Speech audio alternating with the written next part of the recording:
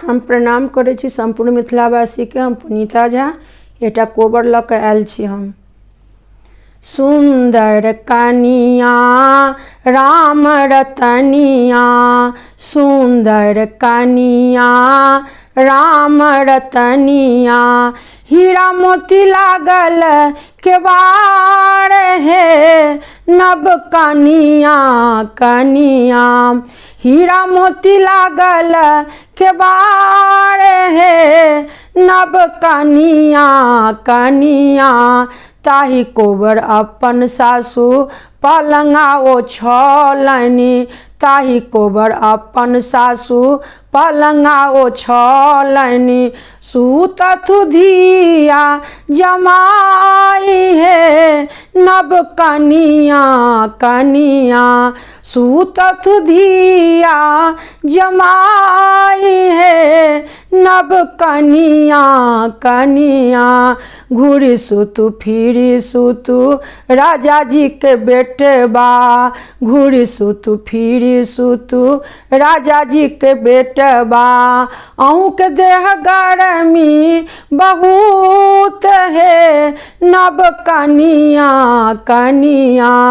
अहूँ के देह गरमी अपार है नब कनिया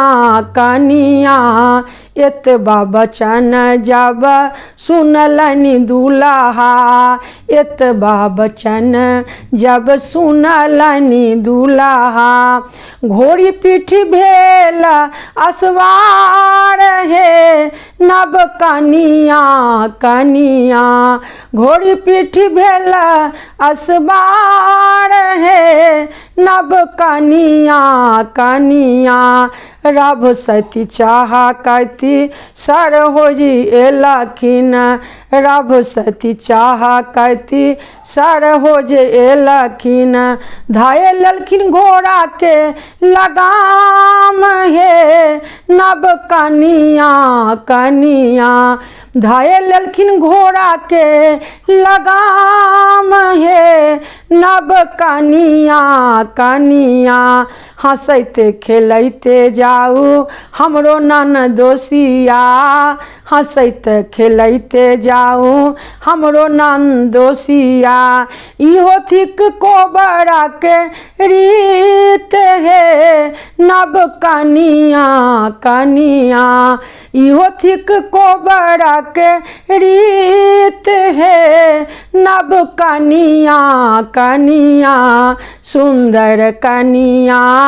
राम रतनिया, सुंदर कनिया राम रतनिया,